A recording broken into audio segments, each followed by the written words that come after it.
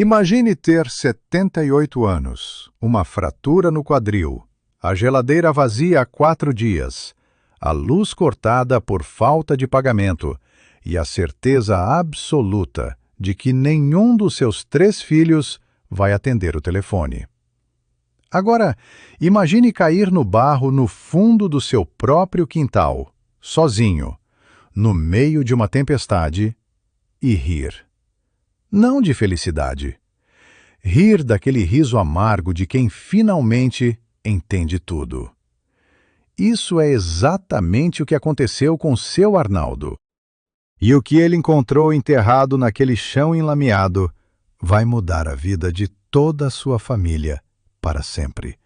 Começando pelos filhos que acharam que tinham se livrado dele. Se essa história já te tocou logo de cara, aperta o like agora e se inscreve no canal. Você não vai querer perder o que vem a seguir. Era uma quinta-feira de março quando a tempestade chegou sem avisar na pequena cidade de Bom Retiro do Sul. O tipo de chuva que faz o rio subir, que derruba cerca velha, que apaga a luz da rua inteira. E no meio de tudo aquilo, numa casa de tijolos aparentes no final da estrada de terra, seu Arnaldo Pereira dos Santos estava na varanda, sentado numa cadeira de madeira carcomida, completamente encharcado. Ele não tinha como entrar. A fechadura da porta dos fundos havia enguiçado 3 semanas antes, e nenhum dos filhos tinha voltado para consertar. A porta da frente ele trancara por dentro antes de sair para pegar lenha, e a chave escorregara do bolso do avental em algum momento que ele não conseguia precisar. 78 anos, joelho artrítico, chuva grossa e uma chave perdida em algum lugar da lama. Era a vida de seu Arnaldo. Ele havia enviudado 2 anos antes, quando Dona Conceição, sua companheira de 51 anos de casamento, se foi de um AVC fulminante numa madrugada de inverno. Desde então, a casa encolheu. As paredes ficaram mais perto, o silêncio ganhou peso. Mas ele se virava. Plantava uma hortinha nos fundos, trocava ovos com o vizinho Benedito, assistia ao Jornal das 7 numa televisão de tubo que ainda funcionava quando a luz estava boa. Era uma vida pequena, mas era a dele. Os filhos apareceram 3 semanas antes da tempestade. Todos os 3 no mesmo dia, o que já era por si só um sinal ruim, porque os 3 juntos só apareciam quando havia algo a ser decidido, e a decisão, via de regra, já estava tomada antes de chegarem. Renato, o mais velho, entrou pela porta com aquela voz de quem está prestes a vender um carro usado. Pai, a gente ficou pensando, e acho que seria muito melhor para o senhor ficar aqui um tempo, sabe? O ar do interior faz bem, o senhor conhece todo mundo, é mais tranquilo. Seu Arnaldo ouviu aquilo e sentiu um frio que não tinha nada a ver com o ventilador quebrado da sala. Débora, a do meio, ficou olhando para as pontas dos dedos durante toda a conversa. Tiago, o caçula, não parou de mexer no celular. Nenhum dos 3 perguntou como ele estava.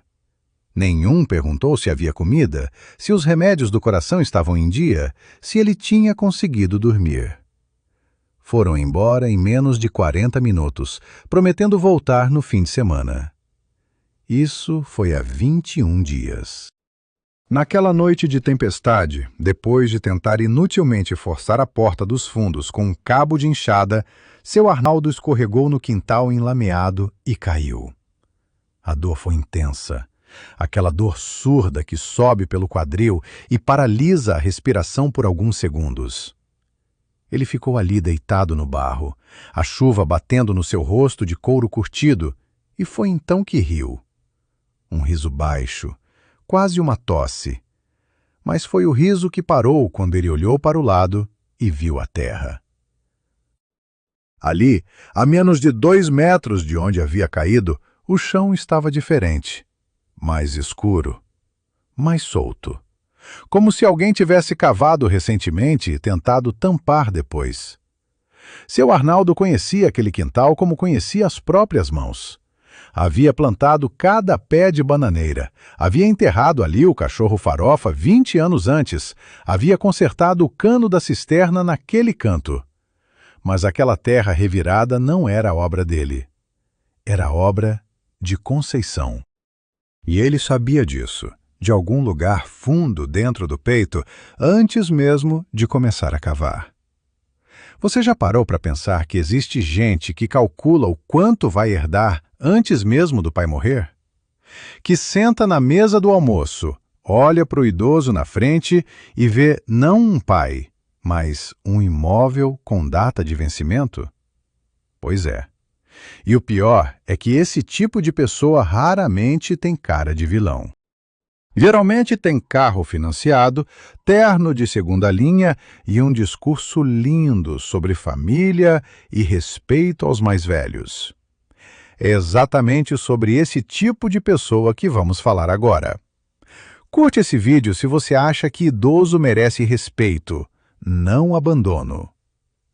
Renato Pereira dos Santos tinha 48 anos, uma construtora de médio porte na capital e uma capacidade impressionante de transformar egoísmo em lógica. Ele não se via como um mau filho, longe disso. Na versão que contava para si mesmo, ele era o filho responsável, o que sempre colocou ordem nas coisas, o que tomava decisões difíceis que os outros não tinham coragem de tomar. O problema era que as decisões difíceis que ele tomava raramente envolviam qualquer sacrifício da parte dele. Quando Dona Conceição morreu, Renato foi o primeiro a chegar no hospital e o último a sair do cartório. Em menos de 15 dias após o enterro, ele já havia levantado todos os bens registrados em nome do casal. A casa da roça, um pequeno lote que o pai havia comprado nos anos 80 numa área que ninguém queria na época, e a conta poupança que Conceição mantinha no banco local com pouco menos de R$ 12.000. Não havia muito. Ou assim ele pensava. Débora, a do meio, 44 anos, professora de escola municipal, havia se casado com um homem chamado Gilberto, que tinha opinião sobre tudo e voz alta o suficiente para fazê-la acreditar que essas opiniões eram as dela. Foi Gilberto quem primeiro sugeriu que o sogro ficaria melhor no interior.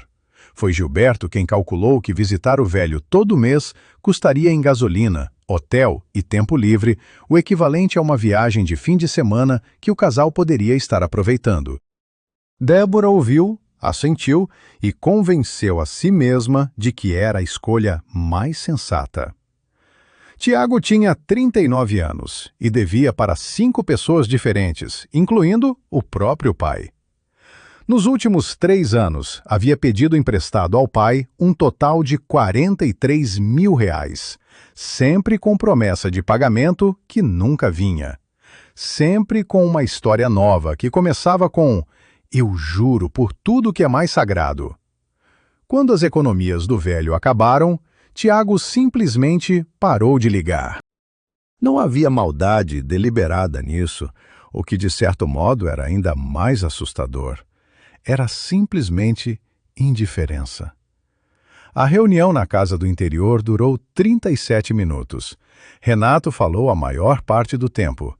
Débora concordou com a cabeça.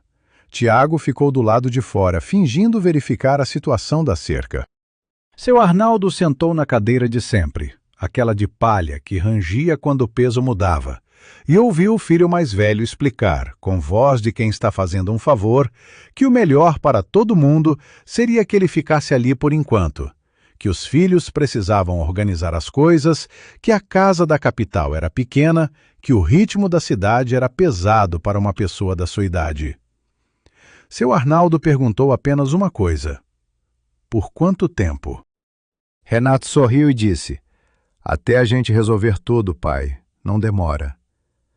Mas havia algo nos olhos do filho que Arnaldo conhecia bem, porque era o mesmo olhar que Renato tinha quando criança e acabava de mentir sobre alguma coisa quebrada. Quando os 3 foram embora e o barulho do carro sumiu na estrada de terra, seu Arnaldo ficou parado na varanda por um longo tempo.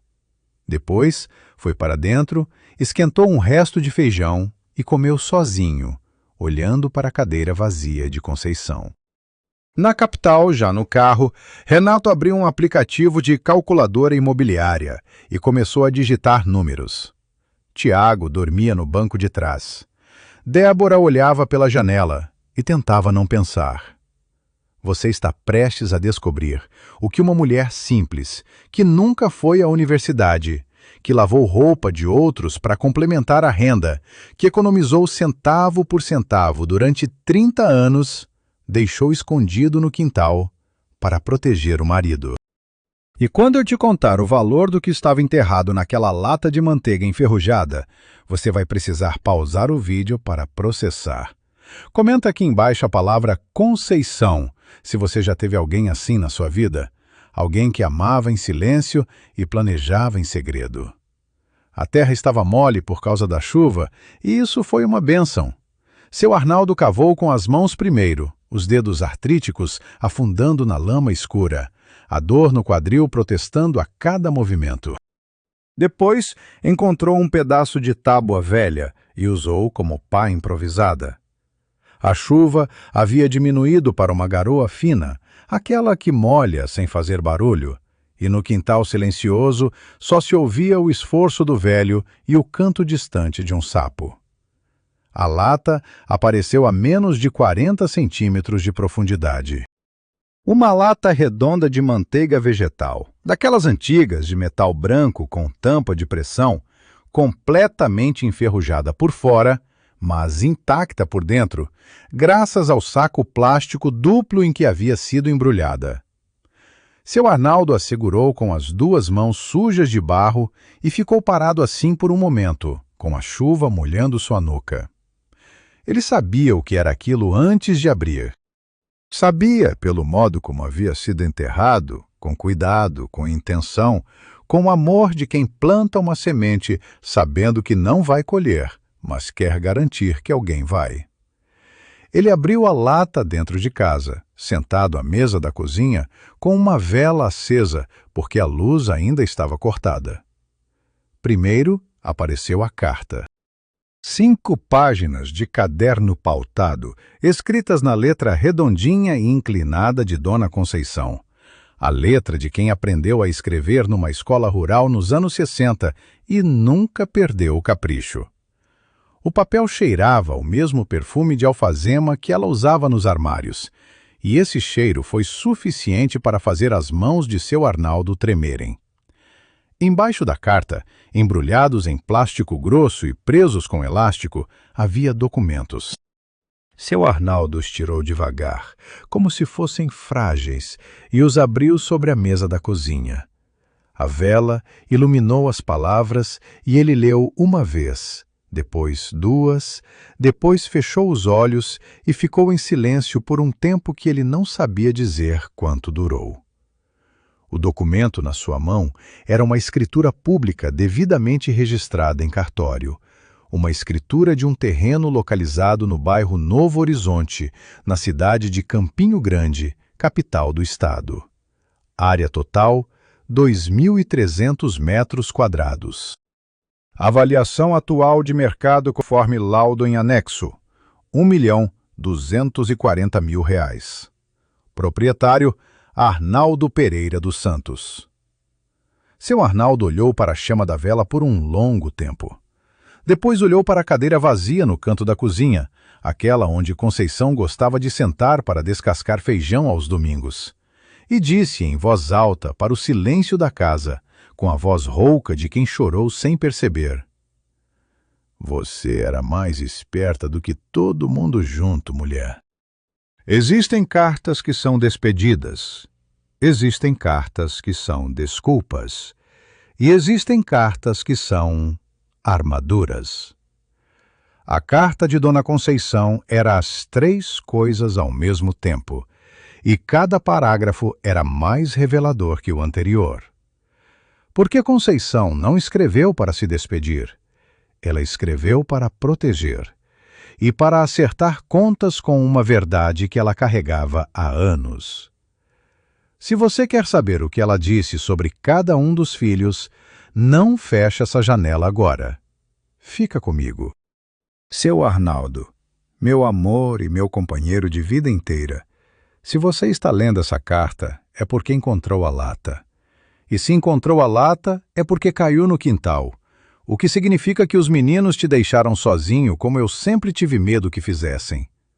Não tenho raiva deles, tenho pena, porque a gente criou 3 filhos que aprenderam a receber, mas nunca aprenderam a dar. E isso é culpa minha tanto quanto sua. A gente amou demais e exigiu de menos. Assim começava a carta de Dona Conceição. Ela havia escrito aquelas páginas 6 meses antes de morrer, numa tarde de setembro, em que seu Arnaldo havia ido à cidade buscar remédios e ela ficara sozinha. Ela sabia que o coração não estava bem. O médico havia sido claro. Mas o que o médico não sabia era que Conceição havia passado os últimos 30 anos fazendo algo que ninguém na família suspeitava. Desde os anos 90, quando a construtora para quem seu Arnaldo prestava serviços de pedreiro pagou um bônus inesperado, Conceição havia começado a guardar dinheiro. Não nas cadernetas de poupança do banco, que os filhos saberiam verificar. Ela guardava em espécie, numa caixa de sapato no fundo do guarda-roupa, até juntar o suficiente para fazer algo maior. Em 2003, sem que o marido soubesse, ela foi até a capital com a desculpa de visitar uma prima. Sentou na frente de um corretor de imóveis indicado por uma amiga de confiança e comprou um terreno. Pagou à vista, registrou no nome do marido e nunca contou a ninguém. Sobre Renato, a carta dizia: o Renato é inteligente, mas usa a inteligência do jeito errado. Ele calcula tudo. Até o amor ele calcula. Quando ele aparecer com voz de quem está fazendo um favor, desconfie. Ele só aparece quando tem algo a ganhar. Não é maldade, Arnaldo, é formação de caráter, e a formação foi nossa responsabilidade. Mas você não pode pagar o preço por isso agora. Sobre Débora. A Débora tem bom coração, mas tem medo de usá-lo. Ela vai concordar com tudo que o marido dela disser, porque aprendeu que é mais fácil concordar do que defender. Um dia ela vai se arrepender. Torço para que esse dia venha antes de ser tarde demais para os dois se reconciliarem de verdade. Sobre Tiago. O Tiago é o nosso fracasso mais honesto. Pelo menos ele nunca fingiu que ia pagar. Tem uma preguiça na alma que a gente tentou consertar e não conseguiu. Mas no fundo ele te ama, Arnaldo. Só não sabe demonstrar nada que não seja pedir. E então a carta chegava ao ponto central, aquele que fazia a letra de Conceição mudar ligeiramente de inclinação, como se a mão tivesse ficado menos firme. Por isso comprei o terreno. Por isso registrei no seu nome. Por isso guardei os documentos aqui, num lugar que só você ia saber procurar, porque só você conhece esse quintal como eu o conheço. O procurador que cuidou de tudo se chama Dr. Fonseca. O escritório dele fica na Rua das Acácias, número 42, em Campinho Grande. Ele sabe que um dia você vai aparecer. Ele está esperando. Vá até ele antes que os meninos descubram que existe, porque se descobrirem primeiro, Arnaldo, você sabe o que vai acontecer. Seu Arnaldo dobrou a carta com cuidado e a guardou dentro do bolso da camisa, junto ao peito. Ficou assim sentado até a vela acabar. Na escuridão completa da cozinha, ele não chorou mais, apenas respirou. E fez uma promessa para o silêncio.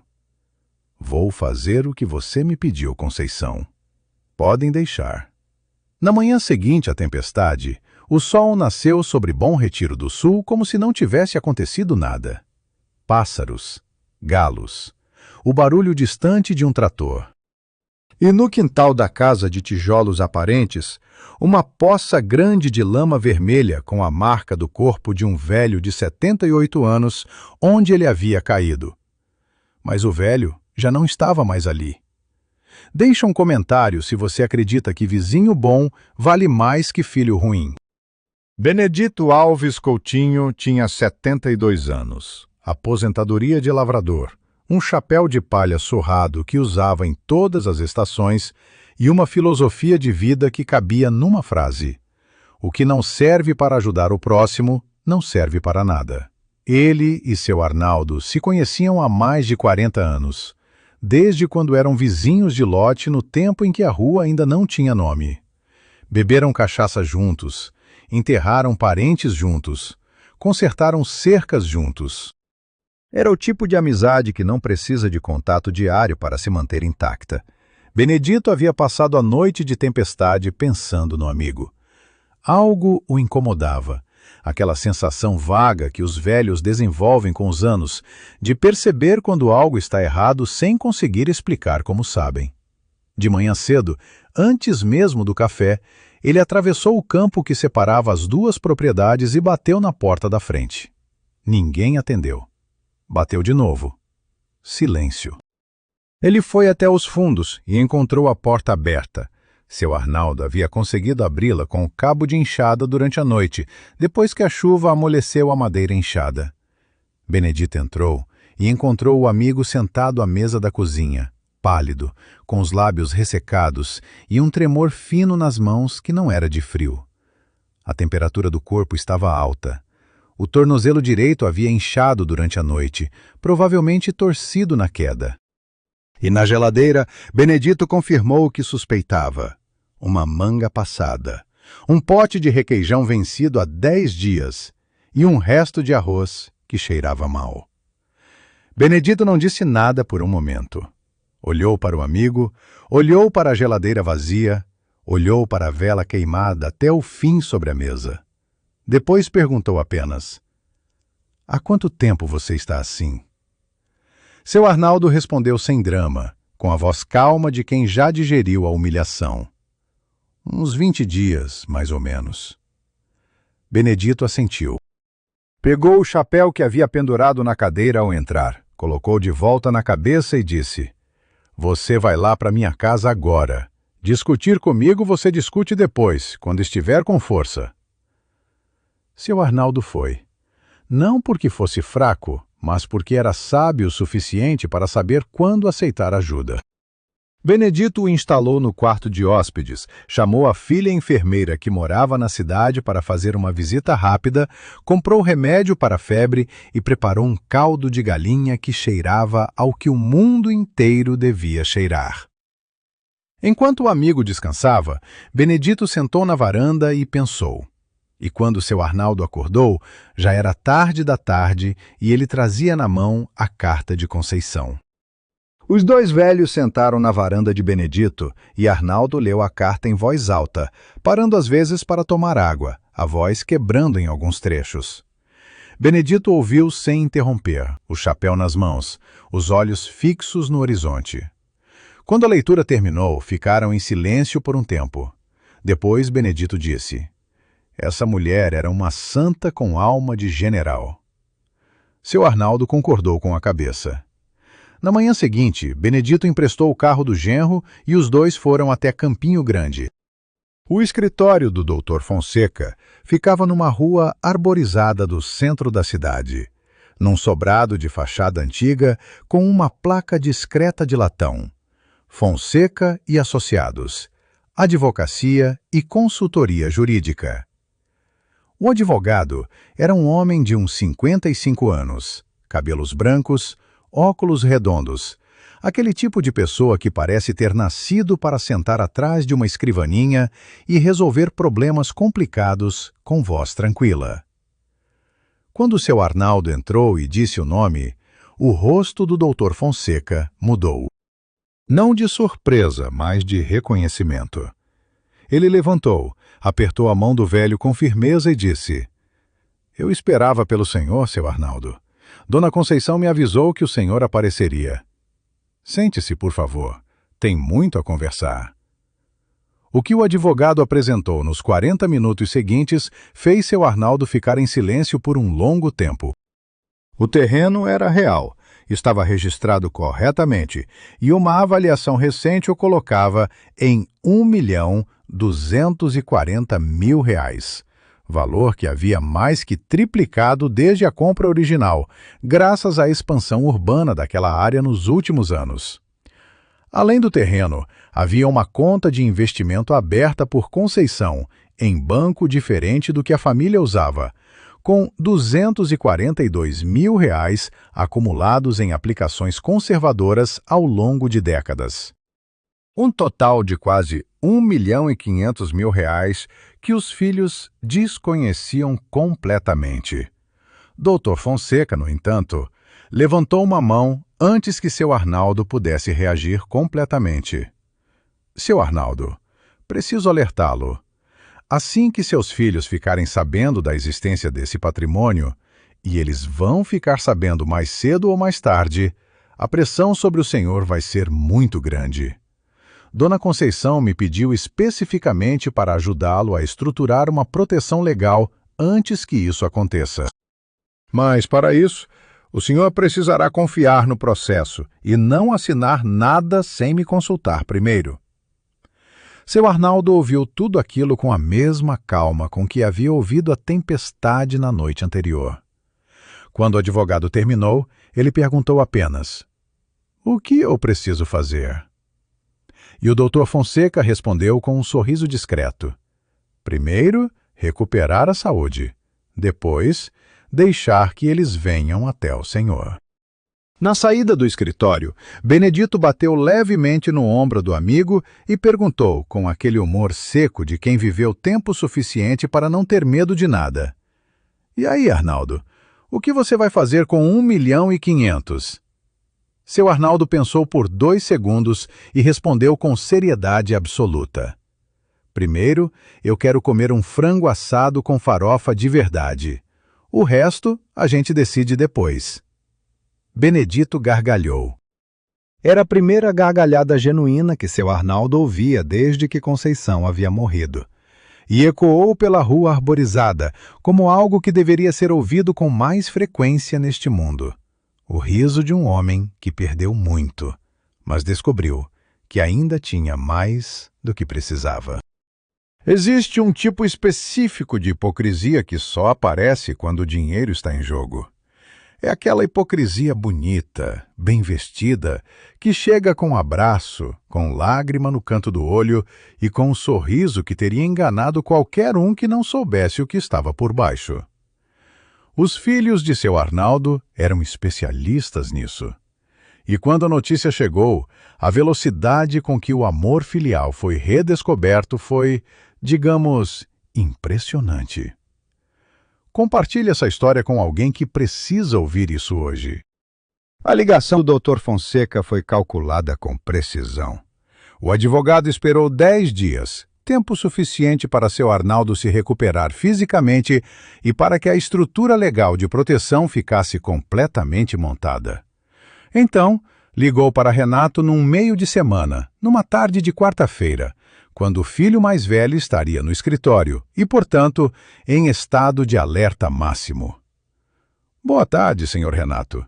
Meu nome é Dr. Fonseca, sou advogado do senhor Arnaldo Pereira dos Santos.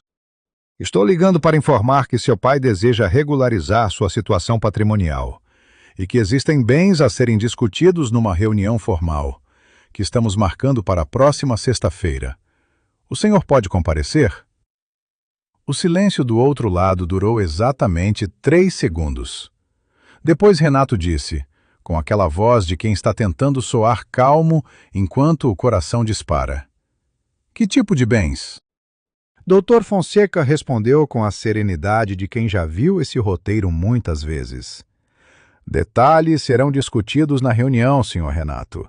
Por ora, posso dizer que se trata de patrimônio imobiliário e financeiro significativo.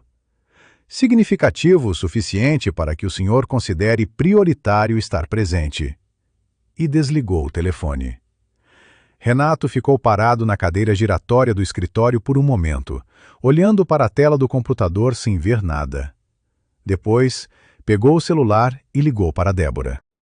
A conversa durou 8 minutos e continha as seguintes informações: que o pai tinha bens que eles não conheciam, que era urgente ir até lá e que isso não podia esperar.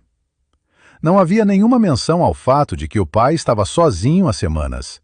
Não havia nenhuma pergunta sobre se ele estava bem.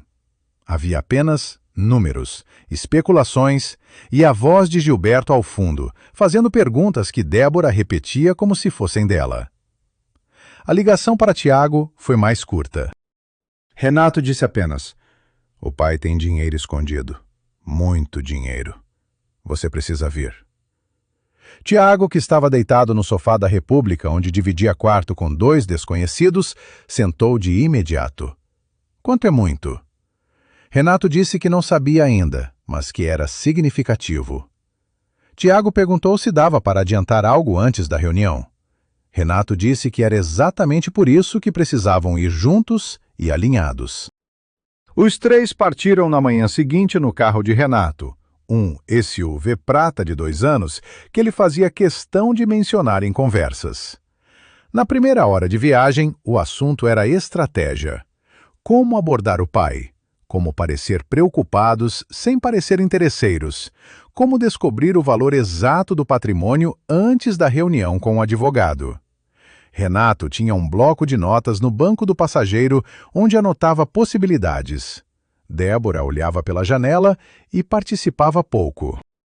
Tiago dormiu nos primeiros 40 minutos e acordou perguntando se já tinha chegado. Na segunda hora de viagem, Renato ensaiou o discurso. Algo sobre preocupação genuína, sobre saudade, sobre o peso da distância que a vida moderna impõe às famílias. Era um discurso razoável, bem construído, desses que soam verdadeiros porque misturam mentiras com meias-verdades. Débora disse que achava que deveriam ser honestos. Renato disse que iam ser honestos, só que de um jeito estratégico. Tiago disse que estava com fome. Quando o carro virou na estrada de terra que levava à propriedade de seu Arnaldo, Renato foi o primeiro a notar. Havia outro veículo estacionado na frente da casa. Um carro velho, do Benedito. E na varanda, sentado na cadeira de palha que rangia, estava seu Arnaldo. Limpo, descansado, tomando café numa xícara de porcelana que Benedito havia trazido de casa. Do lado dele, o vizinho de chapéu de palha surrado que os filhos mal lembravam que existia. O choque nos 3 rostos foi simultâneo e involuntário. Eles esperavam encontrar o pai fragilizado, talvez ainda na cama, talvez um pouco confuso, fácil de conduzir. Não esperavam encontrá-lo com aquela postura ereta e aquele olhar que avaliava cada um deles como se fosse a primeira vez que os via de verdade. Renato foi o primeiro a abrir a portinhola do carro e caminhar com os braços já abertos, a voz já aquecida. "Pai, como o senhor está? A gente estava tão preocupado." Seu Arnaldo olhou para o filho, depois para a xícara de café, depois de volta para o filho e disse apenas: "Que bom que vocês vieram. Amanhã tem uma reunião importante. A gente dorme e de manhã cedo a gente vai." Virou para Benedito e disse em voz baixa, mas audível o suficiente: "Pode esquentar mais um pouco daquele café, Bené?" Ia ter visita mesmo. Tem momentos em que o silêncio de um pai velho é mais assustador do que qualquer grito. É o silêncio de quem não tem mais nada a provar, de quem já viu o suficiente para não se surpreender, de quem decidiu que a única batalha que vale a pena agora é a que está ganhando. Seu Arnaldo estava naquele silêncio, e os filhos não sabiam o que fazer com isso. Fica até o final dessa história. O que acontece na reunião vai te deixar de queixo caído. O jantar naquela noite foi uma obra de teatro mal ensaiada. Benedito havia comprado frango, arroz, feijão e salada, e cozinhado tudo com uma eficiência doméstica que envergonhava silenciosamente os 3 filhos que nunca haviam preparado uma refeição para o pai. A mesa da cozinha era pequena para 5 pessoas. Então Benedito insistiu em comer na varanda, mas seu Arnaldo pediu que ficasse. "Você é mais família que muito aqui dentro", disse o velho com uma naturalidade que fez Renato engolir em seco.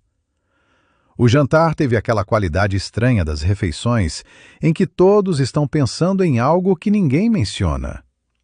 Renato perguntou sobre a roça. Seu Arnaldo respondeu que estava bem. Débora perguntou se a casa precisava de algum conserto.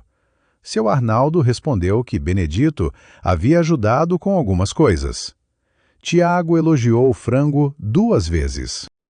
Benedito comeu em silêncio e observou tudo com aqueles olhos de quem passou 72 anos aprendendo a ler gente. Foi Renato quem tocou no assunto, inevitavelmente, sobremesa ainda na mesa, o café ainda quente. Pai, esse advogado que ligou, esse doutor Fonseca, de onde o senhor o conheceu? Seu Arnaldo tomou um gole de café antes de responder. Era da Conceição. Disse simplesmente. Ela deixou os contatos. Renato processou isso por um momento. A Conceição? Mas a mãe nunca mencionou advogado nenhum. Seu Arnaldo olhou para o filho com uma calma que tinha arestas. Sua mãe tinha muita coisa que ela não mencionava, Renato. Ela era discreta, sim. Uma qualidade que nem todo mundo herda. Renato entendeu o recado, mas fingiu não entender. Tentou mais uma vez. E o senhor sabe mais ou menos do que se trata essa reunião? O que é esse patrimônio imobiliário que o advogado mencionou? Seu Arnaldo colocou a xícara sobre a mesa com um som seco e definitivo. Amanhã você vai saber de tudo. Por enquanto, a gente dorme. E se levantou, cumprimentou Benedito com um aperto de mão e foi para o quarto sem olhar para trás. Os 3 filhos ficaram na cozinha. Tiago começou a lavar a louça por puro nervosismo. Débora ficou olhando para a mesa. Renato ficou de pé perto da janela, com o celular na mão, pesquisando no histórico de registros imobiliários do estado o nome do pai. Não encontrou nada relevante nos sistemas públicos que acessava. O terreno estava registrado de um modo que exigia acesso direto ao cartório. Isso o irritou mais do que tranquilizou. Por volta de meia-noite, quando a casa estava em silêncio, seu Arnaldo ouviu passos no corredor. Eram passos leves, cuidadosos, de quem não quer ser ouvido. Depois ouviu a voz de Renato, abafada, falando baixo, mas não baixo o suficiente. Pai, o senhor está acordado? Eu precisava conversar com o senhor sobre uma coisa. É rápido. Seu Arnaldo ficou deitado, de olhos abertos no escuro, e não respondeu. Ouviu o filho suspirar do outro lado da porta, depois ouvir os passos se afastando. Na manhã seguinte, antes do café, Renato tentou de novo. Desta vez entrou no quarto sem esperar resposta, com uma folha de papel na mão. Uma procuração que ele havia digitado no celular e imprimido na impressora velha da sala que, milagrosamente, ainda funcionava. Pai, é só uma formalidade, disse Renato com aquele sorriso de vendedor. Dá ao senhor mais segurança jurídica, deixa que eu cuide de tudo, para o senhor não precisar se preocupar. Seu Arnaldo olhou para o papel. Depois, olhou para o filho. Depois disse: Deixa eu ler com calma, filho. De tarde, eu assino. Renato sorriu satisfeito e saiu do quarto. Não viu o celular de seu Arnaldo sobre a mesa de cabeceira, com a gravação de voz ativa há 3 minutos. Quando uma pessoa passa 78 anos neste mundo, aprende algumas coisas que os livros não ensinam. Aprende que quem faz pressa com papel na mão raramente está do seu lado. Aprende que o sorriso mais bonito às vezes esconde o pedido mais feio. E aprende, acima de tudo, que a melhor resposta para uma armadilha não é gritar nem correr. É fingir que não a viu e esperar. Comenta aqui embaixo se você já passou por algo assim na sua família ou conhece alguém que passou. A reunião estava marcada para as 10 da manhã no escritório do Dr. Fonseca. Os 3 filhos acordaram cedo, arrumados com um cuidado que não haviam demonstrado em nenhuma visita anterior ao pai. Renato de terno, Débora de blazer. Tiago, num esforço monumental de autocontrole, havia até passado a camisa. Estavam preparados para negociar, para impressionar, para parecer o que não eram. Seu Arnaldo desceu as escadas usando a mesma calça de algodão cinza e a mesma camisa de botões que usava aos domingos para ir à missa. Simples, limpo, com os documentos da lata dentro de um envelope pardo que levava debaixo do braço. Benedito estava na sala, de chapéu de palha, pronto para ir junto. Renato olhou para o vizinho com uma sobrancelha levantada e disse que talvez fosse melhor ser uma reunião de família. Seu Arnaldo respondeu sem tirar os olhos da janela. Benedito é família. Vamos. O carro de Renato foi na frente. O carro velho de Benedito foi atrás, com seu Arnaldo no banco do passageiro. Na última curva, antes de entrar na cidade, Arnaldo pediu que Benedito ligasse o celular no Viva Voz e discou o número do Dr. Fonseca. Confirmou que a gravação havia sido recebida por e-mail. Confirmou que as outras pessoas estariam presentes. Desligou o telefone e disse apenas: "Pronto, pode ir." A sala de reuniões do escritório Fonseca e Associados tinha uma mesa oval de madeira escura, cadeiras de couro e aquela atmosfera silenciosa dos lugares onde decisões importantes são tomadas. Quando os 3 filhos entraram, estavam esperando encontrar apenas o advogado e o pai. O que encontraram foi diferente. Além do Dr. Fonseca e de seu Arnaldo, havia uma mulher de meia-idade com um crachá do Ministério Público, doutora. Andrade, especializada em crimes contra a pessoa idosa. Havia uma assistente social chamada Rosana, com uma prancheta e um olhar que avaliava tudo ao redor com eficiência profissional. E havia um jovem com um caderno de anotações que se apresentou como jornalista do portal de notícias regional mais lido do estado. Renato parou na entrada da sala. Os outros 2 quase bateram nele pelas costas. "O que é isso?" Renato perguntou, a voz ainda controlada, mas com uma rachadura no verniz. "É uma reunião, seu Renato", respondeu o Dr. Fonseca com a serenidade de sempre. "Por favor, sentem-se. Há muito a ser tratado." Dr. Andrade foi a primeira a falar. Ela explicou, com a precisão de quem já havia montado e desmontado esse tipo de caso muitas vezes, que o Ministério Público havia sido acionado após denúncia de abandono de idoso vulnerável. Que as condições em que seu Arnaldo havia sido encontrado, sem luz, sem alimento, sem assistência médica, com evidências de queda não atendida, configuravam, para fins legais, o crime previsto no artigo 98 do Estatuto do Idoso, com pena de 6 meses a 3 anos de detenção. Débora abriu a boca. Fechou. Abriu de novo. Mas nós não sabíamos que ele estava assim. O pai nunca ligou para dizer que estava mal. A assistente social Rosana consultou a prancheta e disse com voz neutra: "O celular do Sr. Arnaldo foi cortado por falta de pagamento há 42 dias. O contrato estava no nome dele e a conta não era debitada automaticamente. Alguém precisaria ter verificado. Alguém com acesso ao seu cotidiano. Nenhum dos filhos verificou." Silêncio. O tipo de silêncio que não tem resposta fácil. Foi então que o Dr. Fonseca colocou sobre a mesa uma série de documentos. Primeiro, cópias da escritura do terreno no bairro Novo Horizonte. Depois, o extrato da conta de investimentos com o valor atualizado de R$ 242 mil. Depois, o laudo de avaliação imobiliária assinado por 2 peritos certificados, confirmando o valor do terreno em R$ 1.240.000. E por último, um documento que nenhum dos 3 esperava.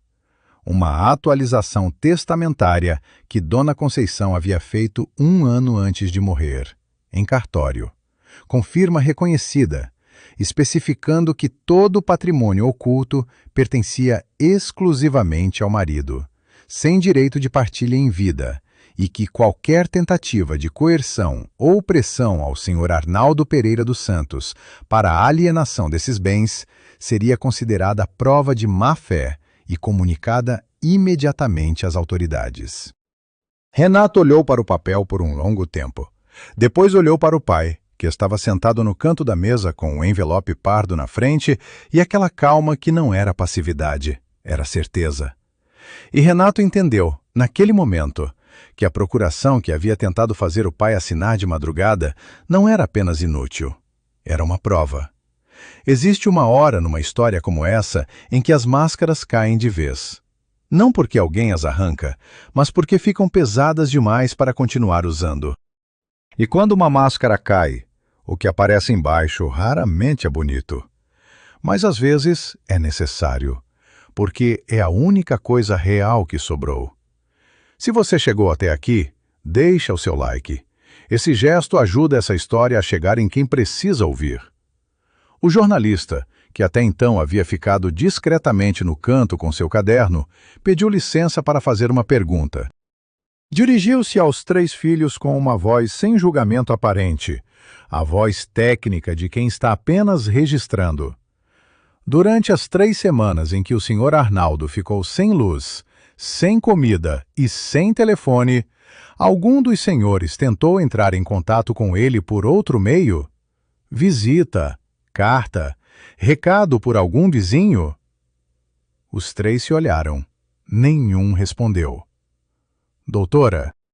Andrade colocou sobre a mesa as fotografias tiradas por Benedito na manhã em que encontrou seu Arnaldo. A geladeira vazia, o tornozelo inchado, as marcas no quintal onde o velho havia caído, a vela queimada até o fim sobre a mesa da cozinha. Depois colocou o laudo médico assinado pela filha enfermeira de Benedito, confirmando febre alta, desidratação moderada e traumatismo em tornozelo direito por queda sem atendimento. Depois, colocou a transcrição da gravação feita por seu Arnaldo na madrugada anterior. Renato, pedindo ao pai para assinar uma procuração às 11h40 da noite, usando linguagem de pressão velada.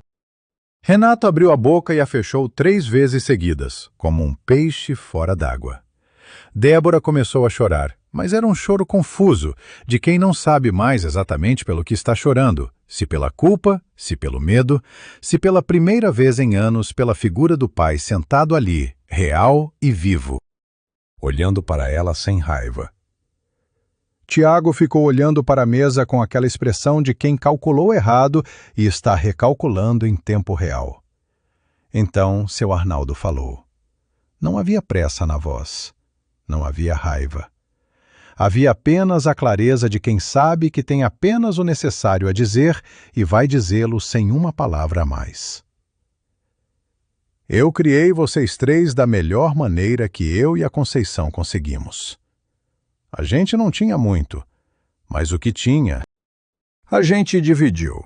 Vocês nunca passaram fome, nunca dormiram no frio, nunca foram para a escola sem sapato no pé. Eu trabalhei com pedra e cimento 40 anos para que vocês tivessem o que eu não tive. E eu fiz isso de bom grado, porque era o que pai e mãe fazem. Ele pausou. Olhou para cada um dos 3, um de cada vez, com uma demora que pesava. O que eu nunca esperava, ele continuou, era que, quando eu ficasse velho e precisasse de um copo d'água, vocês fossem preferir calcular o tamanho da herança. Eu deixei o Gilberto me convencer de que era o melhor, e eu sabia que não era, eu sabia, mas foi mais fácil acreditar nele do que encarar. Desculpa, pai, me desculpa. Seu Arnaldo olhou para a filha por um longo tempo. Depois disse, com uma gentileza que era quase cruel na sua simplicidade. Eu te perdoo, Débora, mas perdão não é o mesmo que esquecimento. Você vai precisar provar com ações o que está dizendo com palavras. Todo mundo aqui vai. Renato, que havia ficado em silêncio durante todo esse tempo com o rosto fechado, finalmente falou. A voz havia perdido o polimento de vendedor e estava crua, como madeira sem verniz. Eu não tenho desculpa, pai. Não tem conversa que justifique. Eu calculei quando devia ter sentido. Ele parou, endureceu o queixo. Não sou bom nisso, de pedir desculpa, mas eu estou pedindo. Tiago disse apenas: eu sou um lixo de filho, pai. Sempre fui. Mas eu não queria que o senhor morresse. Juro que não queria. Seu Arnaldo olhou para o filho mais novo e disse com um leve humor que cortou o ar: eu sei, Tiago. Se eu morresse, acabava a esperança de você me pedir dinheiro emprestado de novo.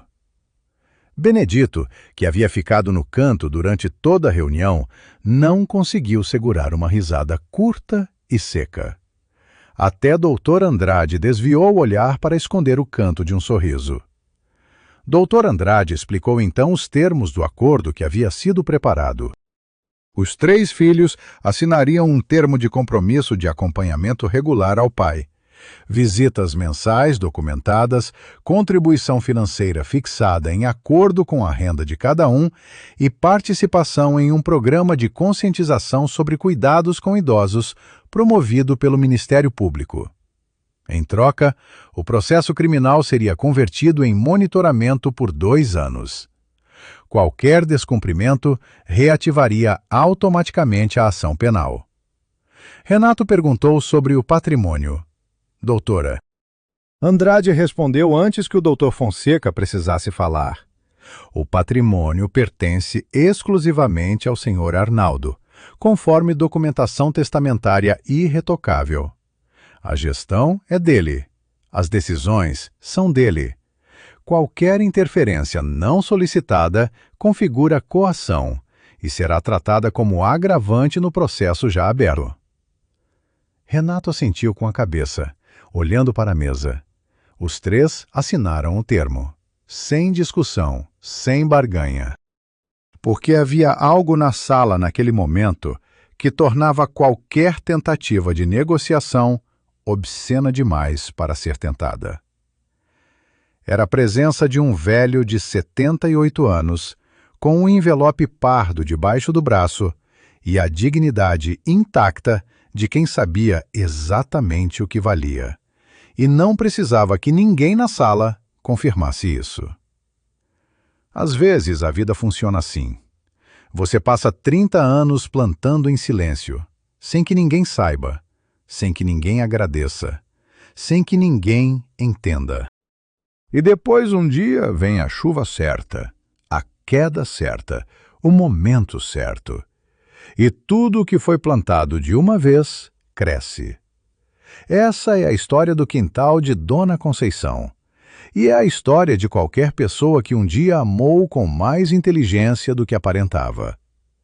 Se essa história te tocou, compartilha com alguém que você ama. Às vezes, a mensagem certa chega pela pessoa certa.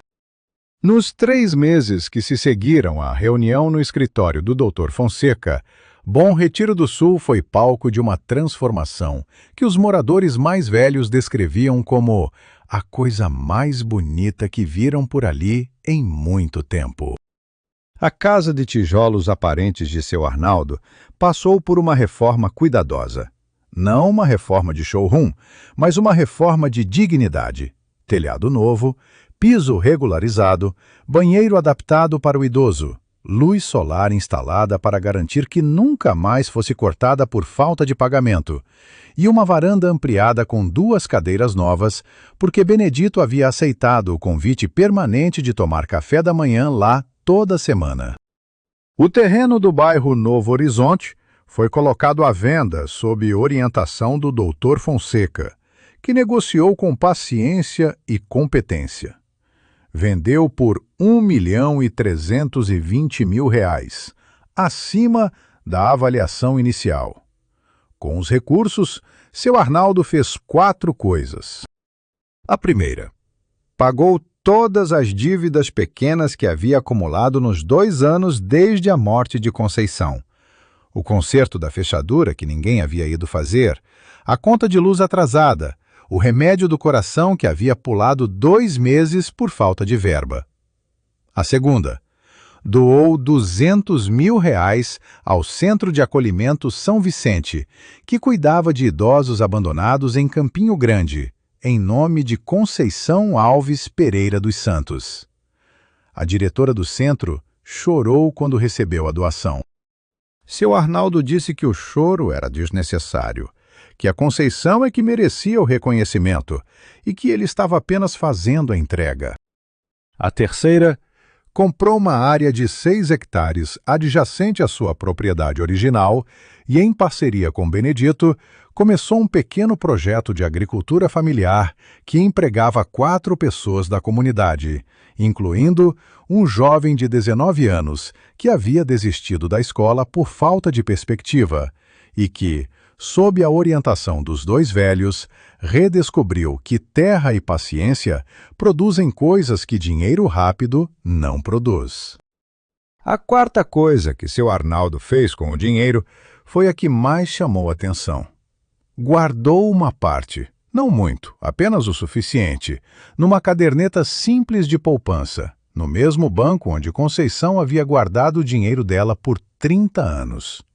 Quando o gerente perguntou se havia alguma aplicação com rentabilidade melhor, seu Arnaldo disse que não.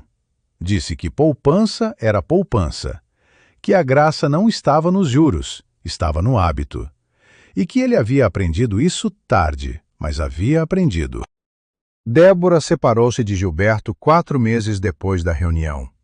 Não foi uma separação dramática, foi uma separação lenta e inevitável, como a maré que recua sem que ninguém perceba o exato momento em que a praia voltou a aparecer. Ela voltou a visitar o pai com frequência, primeiro com aquela rigidez de quem está cumprindo uma obrigação, depois com uma leveza crescente de quem descobriu que a obrigação havia se tornado vontade. Numa tarde de domingo, enquanto descascava mandioca na cozinha do pai, ela disse sem olhar para ele: "Eu passei muito tempo com medo de querer o que eu realmente queria, pai." Seu Arnaldo respondeu, picando o coentro: "Eu sei. A sua mãe também demorou para aprender isso, mas aprendeu." Renato cumpriu o termo de compromisso à risca, com a mesma eficiência que aplicava aos negócios. E talvez exatamente por isso levou algum tempo para que as visitas deixassem de parecer reuniões de trabalho e passassem a parecer visitas de verdade. O momento em que isso mudou foi numa tarde em que o carro enguiçou na estrada de terra e Renato teve que esperar 2 horas pelo socorro mecânico, sentado na cerca ao lado do pai, sem Wi-Fi, sem agenda, sem nada a fazer a não ser conversar. Ele disse depois para a irmã que havia sido a tarde mais estranha e mais boa que havia passado em anos. Tiago sumiu por 3 semanas depois da reunião, fiel à própria natureza. Voltou num sábado de manhã com um saco de pão de queijo ainda quente da padaria da cidade e sentou na varanda sem dizer nada por um bom tempo. Depois disse: "Pai, eu sei que sou o problema da família." Seu Arnaldo respondeu: "Você não é o problema, Tiago. Você é o que acontece quando a gente deixa alguém acreditar que não precisa crescer. Parte disso é culpa minha também." Tiago ficou em silêncio. Depois perguntou se podia ajudar na horta.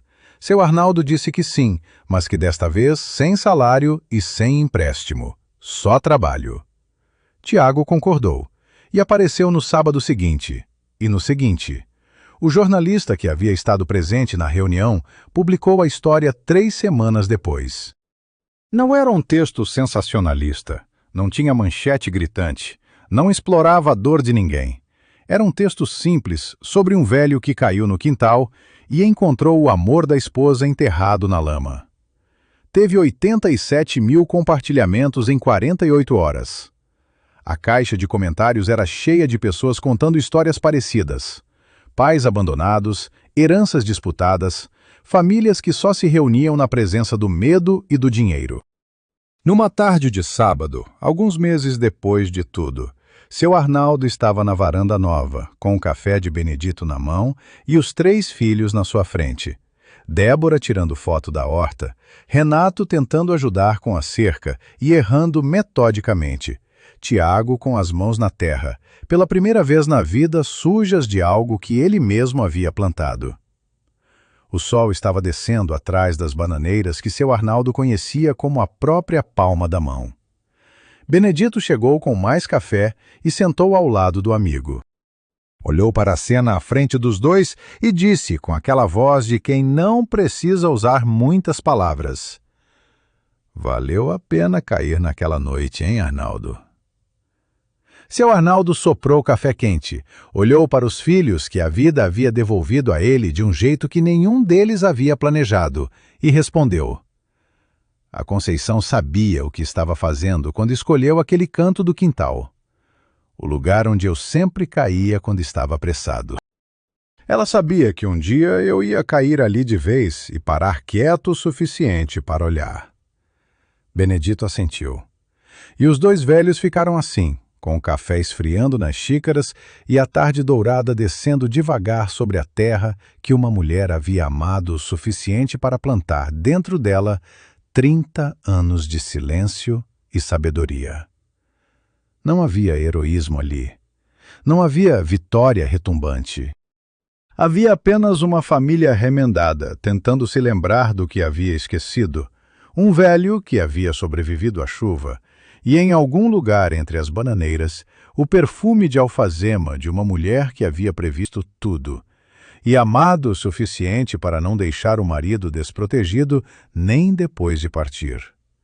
Porque o amor de verdade não acaba quando a pessoa vai. Ele continua, ele planta, ele espera. E quando a hora certa chega, ele aparece. Às vezes numa carta, às vezes numa lata enferrujada, às vezes no fundo de um quintal lamacento, no meio de uma tempestade de março. Se essa história te emocionou, se você reconheceu alguém que ama nessas palavras, deixa aqui nos comentários o nome de um pai, uma mãe, um avô, uma avó que merece mais do que recebe. E se inscreve no canal para não perder as próximas histórias, porque ainda há muito amor enterrado no mundo, esperando para ser encontrado.